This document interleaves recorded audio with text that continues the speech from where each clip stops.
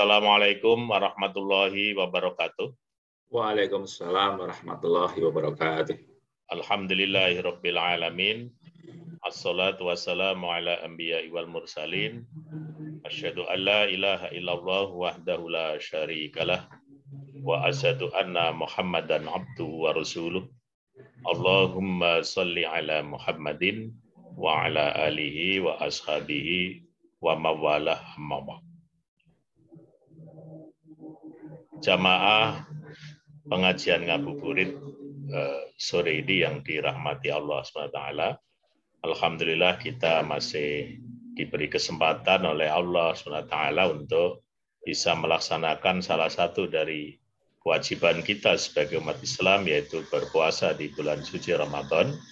Dan pada sore ini kita akan berbincang-bincang dengan pakar seni dan budaya yang berkaitan dengan bagaimana memperkuat ukhuwah melalui media seni dan budaya. Kita sudah menghadirkan orang yang sangat ahli di bidang ini, adalah Bapak Dr. Akhir Lusono. Assalamualaikum Pak Dr. Akhir Lusono. Waalaikumsalam warahmatullahi wabarakatuh, Ustaz. Sebagaimana kita ketahui bersama Pak Dokter bahwa dakwah dengan seni dan budaya adalah sesuatu yang tidak mungkin dipisahkan. Dan keberhasilan dakwah dari para pendahulu kita adalah karena berhasilnya meramu bagaimana dakwah itu yang senantiasa bernuansa dengan kebudayaan, dan juga sekaligus untuk bagaimana merekatkan persaudaraan sesama Muslim itu juga dengan pendekatan budaya. Maka dalam waktu 20 menit ke depan kami persilakan Pak Dr. Akhir Lusono untuk memberikan penjelasan berkaitan dengan bagaimana dakwah melalui seni dan budaya dan juga kaitannya untuk mempererat ukhuwah Islamnya. Monggo Pak Dokter. Ya, baik, terima kasih atas waktu yang diberikan kepada saya, Ustadz atau Kiai Dr. Hamim Yarkasih Putro MSI. Bismillahirrahmanirrahim. Assalamualaikum warahmatullahi wabarakatuh. Waalaikumsalam warahmatullahi wabarakatuh. Alhamdulillahirabbil alamin wassalatu wassalamu ala asrofil anbiya'i wal mursalin Muhammadin wa ala alihi wa ashabihi ajmain. Asyhadu alla ilaha illallah wahdahu la syarikalah wa asyhadu anna Muhammadan abduhu wa rasuluh. Rabbi shrah li sadri wa yassir li amri wahlul 'uqdatam min lisani yafqahu qawli. Bapak Ibu jamaah ngabuburit yang saya hormati dan dimuliakan oleh Allah Subhanahu wa taala. Wabil khusus ini untuk guru saya, senior saya, ustadz saya, kiai saya, Dr. Haji Hamim Yarkasih Putra MSI, dan juga Adimas Samsudin yang telah menjawil saya, walaupun sebenarnya dari konteks keilmuan belum gaduk, tapi saya mencoba untuk menggaduk-gadukkan atau mencoba untuk menyampaikan hal-hal yang berkait dengan seni budaya, katanya untuk media ukhuwah, syiar dan dakwah gitu. Mohon maaf, memang kemudian ketika S2 S3 saya di manajemen sumber daya manusia. Namun S1-nya alhamdulillah saya sempat kemudian menimba ilmu di Institut Seni Indonesia. Dan kebetulan saya lahir di Gunung Kidul gitu ya, di gunung, di desa gitu, sehingga nuansa kesenian, khususnya seni waktu itu saya dengarkan dari siaran media radio, kemudian saya ikuti ketika ada pentas-pentas 17 Agustusan. Bahkan orang Wonosari Gunung Kidul di sana waktu itu senang sekali untuk nanggap wayang. Ya, wayang kulit begitu ya, dengan dalam ya ada Ki Timbul, ada Ki Hadi Sugito, kemudian untuk dalang lokalnya mungkin ada Kuat, ada Pak Slamet dan lain sebagainya. Nah, kemudian bermula dari hal demikian itulah ternyata cukup menginspirasi saya ketika merambat ke usia, beranjak ke usia yang dewasa, yang remaja begitu. Ternyata saya memiliki kecintaan terhadap seni dan budaya. Walaupun kalau dari sisi pendidikan memang agak belang bonteng, karena saya sempat juga kuliah di Sekolah Tinggi Ilmu Ekonomi Gajah Mada waktu itu, tapi nggak tamat. Yang tamat dari Institut Seni Indonesia, dan juga Akademi Teater dan Film Indonesia atau AFI Yogyakarta. Nah, berbekal itulah kemudian saya mencoba berkutat atau bergelut di dunia seni.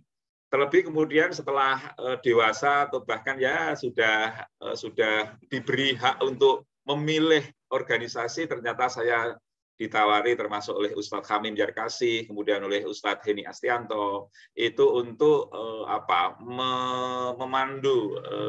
memandu sebuah lembaga seni dan budaya di Persyarikatan Muhammadiyah. Nah, sampai sekarang. Oleh karena itu, itulah yang akan kami sampaikan dalam waktu yang tadi sudah diutarakan oleh Ustadz kami, Kiai Hamim Yarkasi Putro, kurang lebih 20 menit gitu ya. Memang bapak-bapak, ibu-ibu, para jamaah yang saya hormati, tidak ada manusia itu yang kemudian terlepas dari seni. Minimalnya yang bisa saya sampaikan, PC saya berbentuk seperti ini karena desain ini, karena upaya dari kreatornya untuk membuat agar patches ini digunakan nyaman, ditempatkan di kepala begitu ya. Ini desain, ini sebenarnya kaitannya dengan desain juga gitu, dengan seni juga. Karena kalau orang itu tidak mengenal desain agar patches ini bisa nyaman digunakan oleh kita, itu desainnya nggak seperti ini, bahkan mungkin tidak asik ketika digunakan. Nah, hanya memang kemudian secara teori kan apa arti seni sendiri begitu para jamaah mohon izin gitu. Nah, kembali kepada persoalan seni budaya. Ternyata dalam konteks kehidupan sehari-hari kita juga tidak bisa terlepas. Karena bagaimana kita mengkomunikasikan diri kita kepada orang lain, kepada keluarga kita, kepada putra kita, kepada anak kita, kepada tetangga, dan lebih-lebih juga kepada para senior-senior kita, agar kita kemudian tidak keladuk wani kurang diduga namanya. Jadi, keladuk wani kurang diduga artinya tebas saja ketika matur, ketika berbicara di mengkomunikasikan sesuatu. Tapi tentunya pakai unggah-ungguh, pakai toto, trapsilo, udo, wedono, dan juga bagaimana kemudian biar santun, tidak menyakiti, dan sebagainya. Ini juga seni ya, seni, art of speech barangkali ya, seni atau art of communication, seni berkomunikasi. Nah, itulah mengapa seni dan budaya tentunya itu sebenarnya tidak perlu kemudian dipertentangkan dengan kehidupan kita. Nah, mohon izin, sebenarnya jika kita kaitkan dengan agama kita sendiri, itu Allah itu mencintai keindahan. Ya. Allah itu maha indah, kemudian mencintai keindahan. Nah, keindahan itu sendiri adalah seni.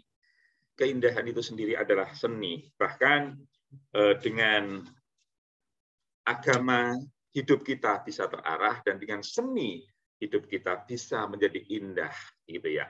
Nah, hanya sebenarnya bagaimana sih seni itu diterapkan dalam kehidupan kita? Ternyata yang terpenting, seni dan budaya itu tidak menimbulkan 4 hal, ya. Tidak menimbulkan 4 hal. Yang pertama adalah berkesenian itu jangan sampai menimbulkan fasad atau kerusakan. Ini. Jadi berkesenian jangan sampai menimbulkan kerusakan. Untuk apa gunanya? Kalau kita berkesenian, kemudian justru menimbulkan kerusakan. Ya, kerusakan di dalam diri kita maupun di luar diri kita. Kerusakan di dalam masyarakat kecil, dalam hal ini keluarga kita, ataupun masyarakat besar, dalam arti masyarakat luas, tangga kanan kiri, maupun dalam kita lebih luas lagi, mungkin dalam kita berbangsa dan negara. Kalau seni itu tidak menimbulkan kerusakan, tentu tidak masalah, tidak apa-apa. Kemudian yang kedua itu jangan sampai menikmati atau berkesenian itu jangan sampai menimbulkan bahaya atau zarar gitu ya. Jangan sampai justru berbahaya. Artinya mungkin, maaf, kita membuat seni, nah kita membuat karya seni. Karya seni itu justru membahayakan kita, umpamanya membuat semacam aksesoris pun gitu, aksesoris yang di situ umpamanya pedang, belati dan sebagainya, itu sebenarnya dalam konteks seni yang sebenarnya nggak bisa kita menggunakan senjata tajam gitu. Jadi properti itu pun jangan sampai membahayakan, apalagi itu hanya sekadar propertinya. Belum lagi ketika kemudian kita berkesenian kok menimbulkan bahaya, artinya di situ mungkin ada istilahnya pertarungan, peperangan dan lain sebagainya. Itu seyogianya atau sebenarnya sebaiknya juga jangan sampai menimbulkan bahaya. Bahkan kalau perlu kita hindari. Bagaimana kemudian seni budaya yang indah, yang memiliki nilai-nilai atau value yang bisa dijadikan tontonan maupun tuntunan ini. Tidak perlu menampilkan peperangan. Ya, kalau konflik dalam konteks drama untuk mendramatisir biar menarik, tapi tidak perlu kemudian peperangan dan lain sebagainya. Karena sebenarnya jangan sampai kesenian atau seni itu juga harus tahu pada tempatnya. Sehingga audiennya siapa? Kalau ditampilkan di depan atau di muka anak-anak, audiennya adalah anak-anak atau remaja, itu tentunya justru kesenian-kesenian yang bukan sifatnya memancing, memberikan semacam contoh agar anak itu melakukan tindakan yang tidak baik. Tapi justru bagaimana ada kesadaran, umpamanya dikaitkan dengan saat ini agak tren ini ya, di media massa, bahkan Ustadz Hamim itu juga sering menulis di harian Merapi, kemudian di KL dan lain sebagainya. Itu bagaimana kemudian justru seni itu bisa memberikan keteladanan, memberikan contoh agar tren kelitih ini atau kejahatan jalanan ini bisa diminimalisir oleh seni, produk-produk seni ini. Nah, kemudian yang berikutnya, yang namanya kita membuat atau menikmati, ya, membuat dan menikmati ini sama ini ya, positioningnya, penikmat maupun pembuatnya.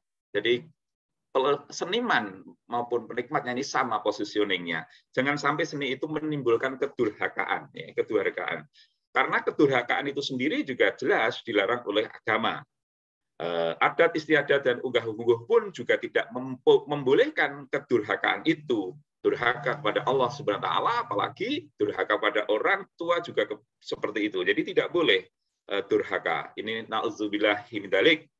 Nah, karena seni ini justru bagaimana bisa membuat diri kita itu semakin takwa kepada Allah Subhanahu wa taala dan semakin berbakti kepada orang tua kita. Semakin kemudian tahu bahwasanya kita berbangsa dan bernegara. Lalu contohnya seperti apa gitu? Contoh-contoh itu. Contoh-contoh seni banyak. Bagaimana kemudian teks atau syair-syair itu kemudian diselaraskan dengan keinginan kita untuk membuat agar mungkin bangsa ini menjadi rahmatan lil alamin, kemudian menjadi negara atau bangsa yang baldatun thayyibatun barabun ghafur, kayak begitu. Jadi naskahnya, dari kemudian mungkin kalau memang ada musiknya, iringannya, dan lain sebagainya itu harus diselaraskan. Kemudian bisa memberikan pelajaran kepada kita agar kita semakin menjauhi dari sifat kedurhakaan itu. Kemudian untuk yang keempat itu jangan sampai seni itu membuat kita jauh dari Allah Subhanahu wa taala atau ba'id anilah, jadi jauh dari Allah Subhanahu wa taala. Nauzubillah, tentunya kalau kita kemudian berkesenian malah menjauhkan dari Allah. Oleh karena itu, bagaimana kemudian kita memaknai, entah itu kita sebagai pimpinan sebuah kontingen seni budaya atau sebuah kelompok seni budaya, maupun kita sebagai pelaku seni budaya, ataupun juga kita sebagai bagian masyarakat. Jangan sampai kemudian justru kesenian kita dalam berkesenian ini menjauhkan diri dari Allah Subhanahu wa taala. Umpamanya ini hanya sekadar contoh saja. Umpamanya kita latihan musik, gamelan barangkali gitu ya. Jangan sampai kemudian menggunakan waktunya itu ya waktu yang mendekati sholat maghrib gitu ya. Atau mungkin ba'da maghrib sebelum isya kita mulai berlatih seni Islami atau yang gamel atau apapun gitu.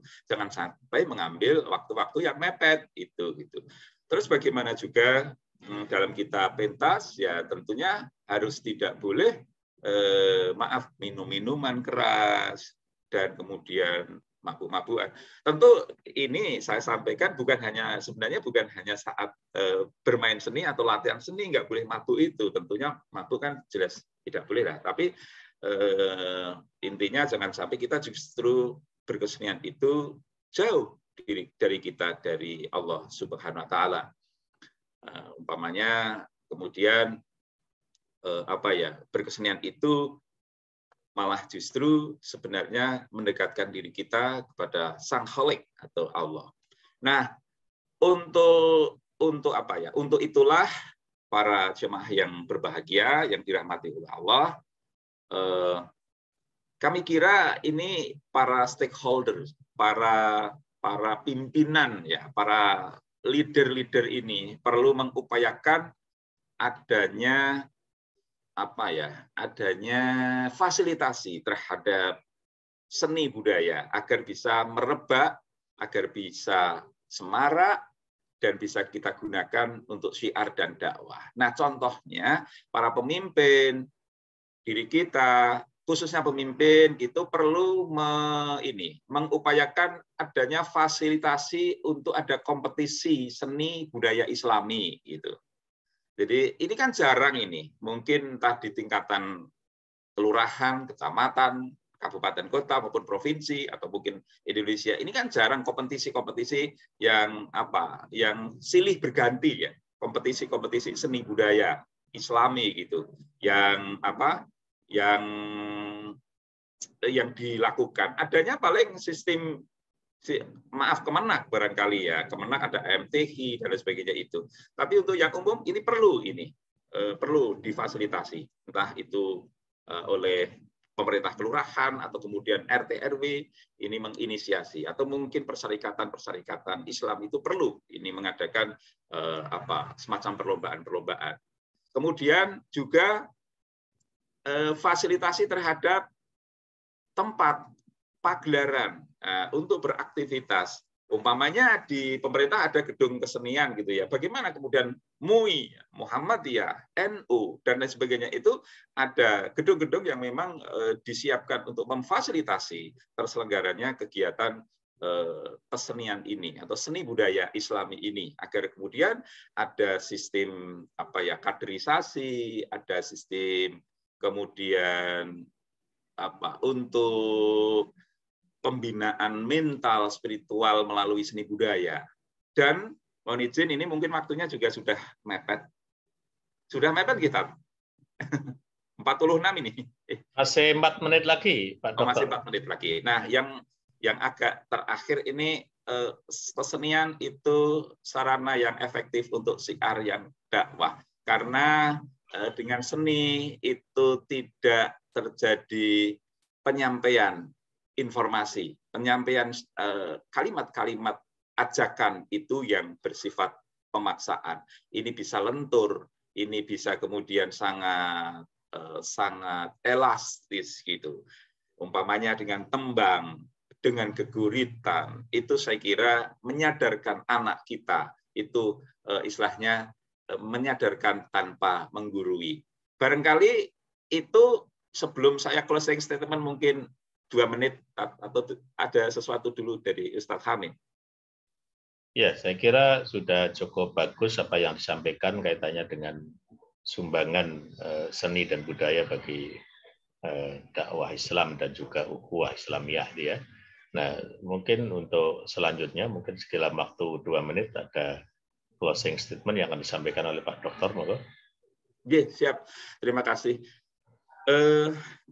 Makanya atau saya akan menggunakan bahasa Jawa, milo sarehning seni lan budaya menika saestu pinangka kagunan seni ingkang kedah dipun napa nggih lestantunaken pramila para warga, para jamaah menika ampun wigah-wigih anggenipun gula wentah, anggenipun nglestanturaken seni budaya Islami. Seni budaya ingkang strep kalian rasukan kita inggih menika agami Islam. Organisasi Muhammadiyah NU menika sampun wonten lembaga ingkang legal ingkang madeg wonten ing Muhammadiyah. Menika lembaga seni budaya dan olahraga. Wonten ing NU menika wonten les bumi lan sak panunggalanipun. Pramila monggo-monggo kula lan panjenengan boten tido-tido malih bab seni lan budaya dipun agem kangge siar lan dakwah. Matur nuwun. Billahi taufiq wal hidayah. Assalamualaikum warahmatullahi wabarakatuh. Wekdal kondur dumateng Ustaz Hamim, Dr. Hamim Jarkasih Putra MSI sumangga. Terima kasih Bapak Dr. Akhir Lusono dengan uraiannya yang sangat bagus, dan kita nanti suatu saat akan minta waktunya lagi Pak Dokter untuk mengkaji pada kajian yang berikutnya. Terima kasih para pirsawan ngabuburit yang berbahagia. Sebentar lagi kita segera berbuka puasa. Semoga ibadah puasa kita diterima oleh Allah SWT, dan kita akan banyak menebarkan kebaikan kepada lingkungan kita, kepada dakwah kita, dan juga kepada seluruh kegiatan-kegiatan yang kita laksanakan. Assalamualaikum warahmatullahi wabarakatuh. Waalaikumsalam warahmatullahi wabarakatuh.